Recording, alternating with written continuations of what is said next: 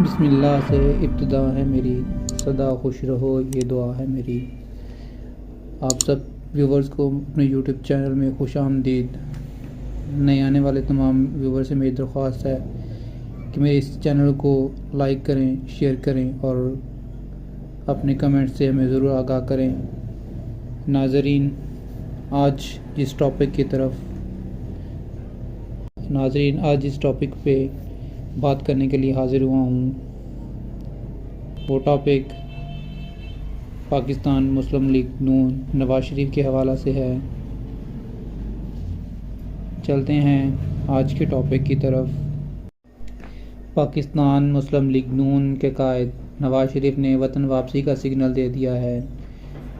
جنگ اخبار کی رپورٹ کے مطابق نواز شریف کا آئندہ انتخابات سے قبل وطن واپسی کا پروگرام پہلے سے طے ہو چکا ہے۔ نواز شریف نے پارٹی کو ہدایت کی ہے کہ اگر عمران خان نے پنجاب اور کے پی کی اسمبلیاں تحلیل کر دیں تو وہاں آئین کے مطابق 90 روز میں نئے انتخابات کروائے جائیں گے۔ صوبائی انتخابات کی الیکشن مہم بھی بخود آ کر چلائیں گے۔ نواز شریف اس صورت میں کسی بھی وقت پاکستان آ سکتے ہیں۔ نواز شریف نے اس سلسلے میں وکلاء سے مشاورت مکمل کر لی ہے۔ ان کی آمد کے فوری بعد عدالتوں میں ان کی سزاؤں پر زیر سماعت نظر ثانی کی اپیلوں کی پیروی شروع کر دی جائے گی۔ نواز شریف کے قریبی ذرائع کے مطابق انہوں نے فیصلہ کر لیا کہ نواز شریف اب خود کو ملکی سیاست سے دور نہیں رکھیں گے۔ براہ راست اپنی پارٹی اور حامیوں کے اگلے الیکشن میں رہنمائی کریں گے۔ دوسری جانب سابق وزیر اعظم شاہد خاقان عباسی کا کہنا ہے کہ نواز شریف علاج کے لیے گئے ہیں، علاج کروا کر واپس آئیں گے۔ انہوں نے کہا، کیا الیکشن کرانے سے ملک میں استحکام آ جائے گا؟ کسی کے پاس گارنٹی ہے الیکشن سے سیاسی استحکام آ جائے گا؟ ان کی غلط فہمی ہے۔ حکومت 27 کلومیٹر کی نہیں، پاکستان کی ہوتی ہے۔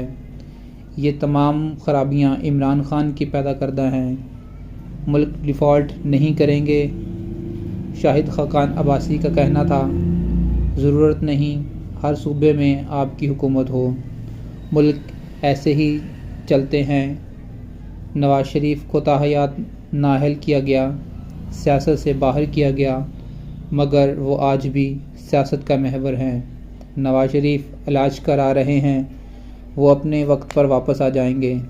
خیال رہے کہ دیگر لیگی رہنما بھی دعویٰ کر چکے ہیں کہ نواز شریف جلد واپس آ جائیں گے۔ دوسری طرف وفاقی وزیر منصوبہ بندی احسن اقبال اور رہنما P T I Fawad Chaudhry کے درمیان نوک جھوک۔ سوشل میڈیا پر آزاد کشمیر بلدیاتی انتخابات کے نتائج پر دونوں رہنما آمنے سامنے آ گئے اور خوب طنزیہ جملوں کا استعمال کیا۔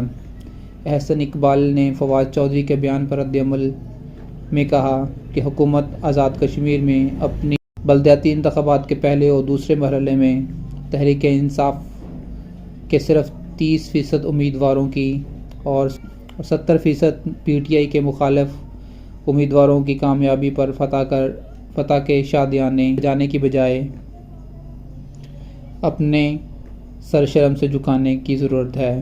اس کے رد عمل میں فواد چودھری نے ٹویٹ کیا، 31 سال بعد آزاد کشمیر میں بلدیاتی انتخابات ہوئے۔ وفاقی حکومت نے کیا نہیں کر لیا؟ افسران لگائے، پیسہ ڈالا، دباؤ ڈالا گیا، اور یہ ہیں کہ ان انتخابات کے نتائج تحریک انصاف کا مقابلہ آزاد امیدواروں سے ہوا۔ نواز شریف اور زرداری کا بوجھ اتنا زیادہ ہے کہ دونوں جماعتیں اس بوجھ میں دب چکی ہیں۔